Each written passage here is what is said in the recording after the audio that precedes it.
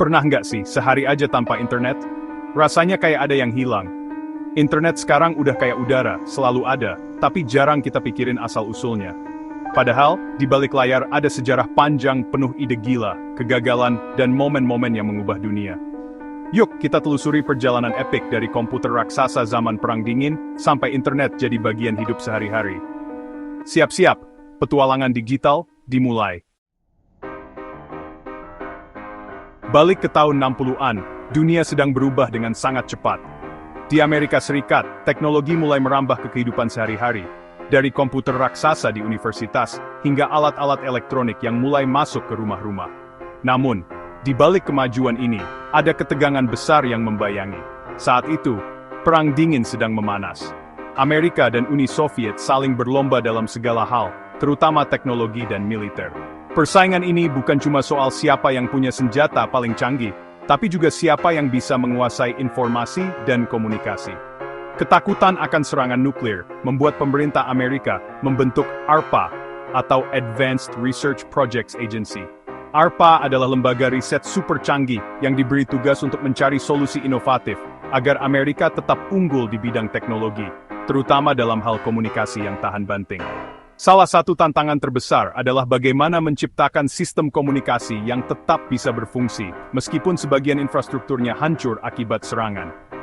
Dari sinilah muncul ide revolusioner, jaringan terdesentralisasi, di mana tidak ada satu titik pusat yang bisa dilumpuhkan begitu saja. Proyek ARPANET pun lahir. ARPANET adalah proyek ambisius yang menghubungkan komputer-komputer di universitas dan lembaga riset di seluruh Amerika.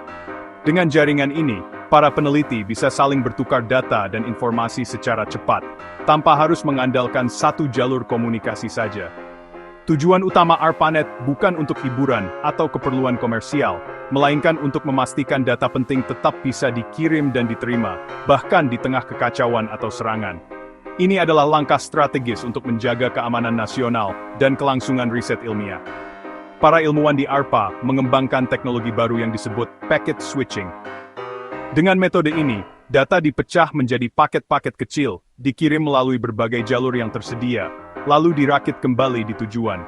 Cara ini jauh lebih efisien dan tahan gangguan dibandingkan sistem komunikasi tradisional. Inilah fondasi dari internet yang kita kenal sekarang. Dari ARPANET, jaringan ini terus berkembang, menghubungkan jutaan komputer di seluruh dunia, dan akhirnya melahirkan era digital yang mengubah cara kita hidup, bekerja, dan berkomunikasi ini. Tahun 1969, ARPANET diuji coba di 4 kampus top AS. Momen bersejarah, Charlie Klein di UCLA coba kirim kata login ke Stanford. Baru huruf L dan O yang terkirim, sistemnya langsung crash. Pesan pertama di internet cuma O. Meski gagal, ini bukti dua komputer bisa ngobrol jarak jauh. Setelah itu, jaringan berkembang pesat. Makin banyak kampus dan peneliti terhubung. Mereka mulai bertukar ide, membangun komunitas digital pertama. Dari sini aja flow, prosi. ARPANET makin besar, tapi tiap jaringan pakai bahasa sendiri. Vinton Cerf dan Robert Kahn menciptakan TCP/IP, protokol universal yang bikin semua jaringan bisa saling terhubung. Tahun 1983, ARPANET resmi pakai TCP/IP, lahirlah internet modern. Jauh sebelumnya, Ray Tomlinson menciptakan email dan memilih simbol @ untuk memisahkan nama pengguna dan komputer. Email jadi aplikasi pembunuh pertama di internet, bikin komunikasi makin mudah. TCP/IP dan email membuka jalan bagi jaringan global yang saling terhubung.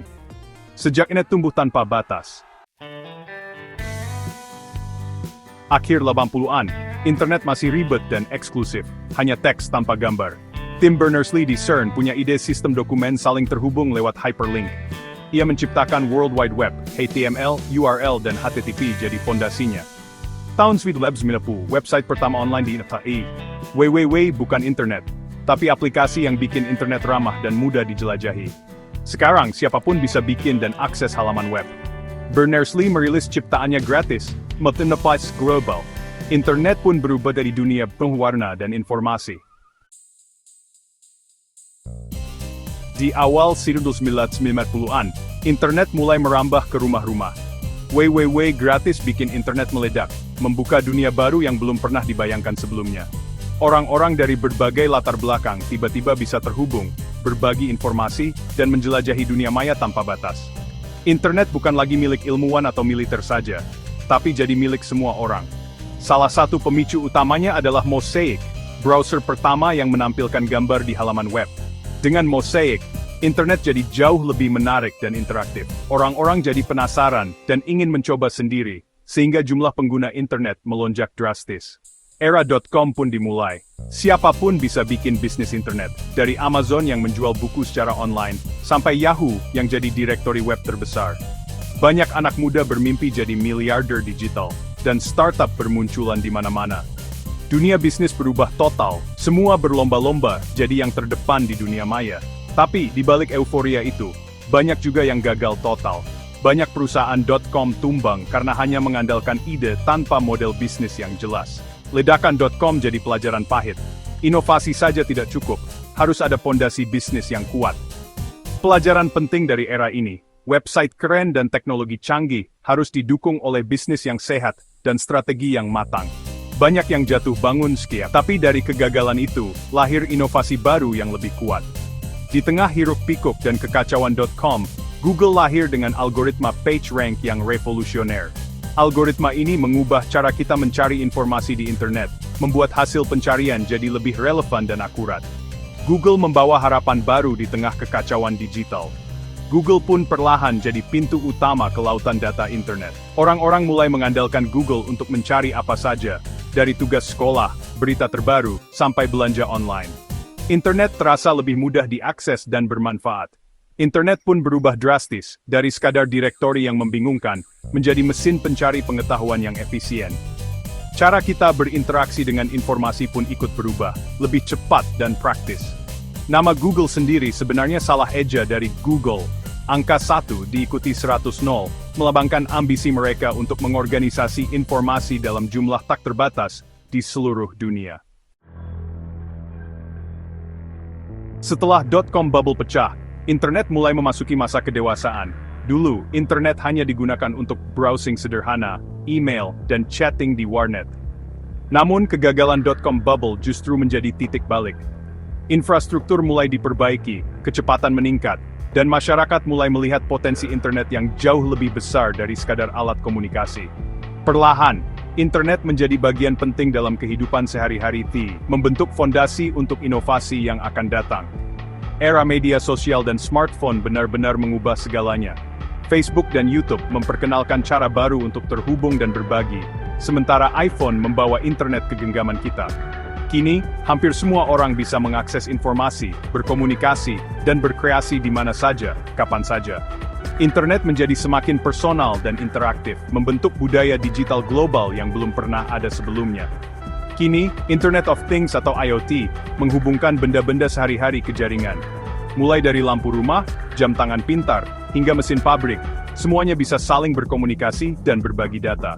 Kehidupan jadi lebih efisien, otomatis, dan terkoneksi, membuka peluang baru di berbagai bidang, dari kesehatan hingga industri.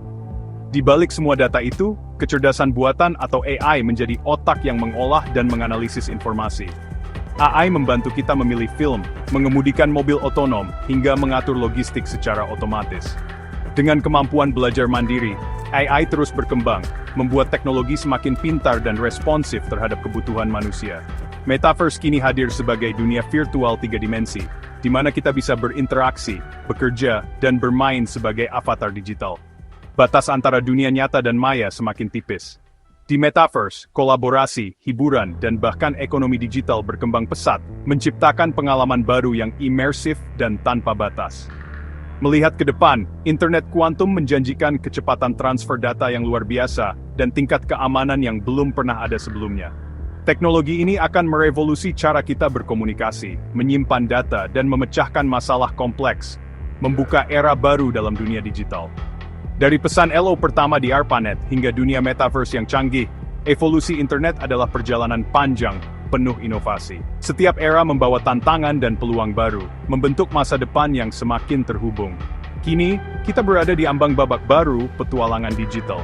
Siap-siap, karena masa depan internet akan membawa kita ke dunia yang lebih canggih, cepat, dan penuh kemungkinan tak terbatas.